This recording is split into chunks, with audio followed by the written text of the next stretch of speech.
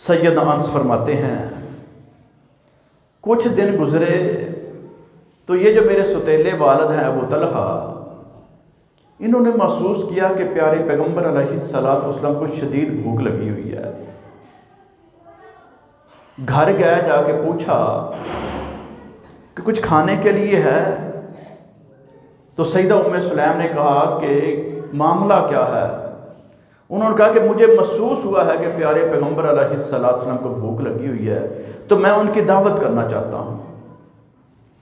سیدہ ام سلیم رضی اللہ تعالیٰ عنہ، انہوں نے کوئی انکار نہیں کیا کہ نہیں ہے ہی کچھ نہیں، جو ہماری روٹین بنی ہوئی ہے۔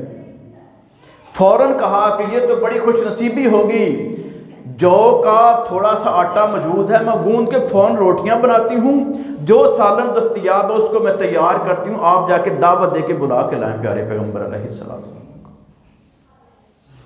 نبی رحمت علیہ الصلوۃ والسلام جب جانے لگے تو صحابہ کرام جو موجود تھے نا صفہ میں، جو پڑھنے والے، ظاہر بات ہے ان بیچاروں کی حالت تو یہی تھی نا، تو ان کو پیغمبر رحمت علیہ الصلوۃ فرماتے آؤ بھی تمہاری دعوت ہے۔ 70 صحابہ کرام ساتھ ہو رہی ہے۔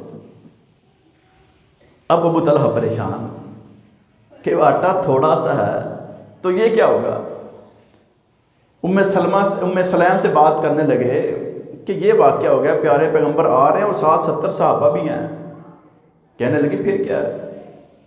جو ہمارا کام ہے ہم وہ کرتے ہیں، جو ان کا کام ہے وہ کریں گے، اور جو اللہ کا کام ہے اللہ کرے گا۔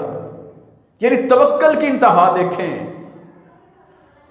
پیارے پیغمبر علیہ الصلوۃ والسلام نے جا کے کہا کہ 10 افراد آؤ، یہاں پر جگہ بھی اتنی ہے، اور بسم اللہ پڑھ کے تو شروع کرو۔ 70 افراد نے جی بھر کے وہاں سے کھانا کھایا ہے، اور اللہ تعالیٰ نے اس کو بھی ختم نہیں ہونے دیا۔ یہ پیغمبر رحمت علیہ الصلوۃ والسلام پر ایمان کا حق ادا کرنے والوں کے ساتھ، یعنی ان کا ایمان اعلیٰ تھا، اللہ نے انعام اعلیٰ دے دیا۔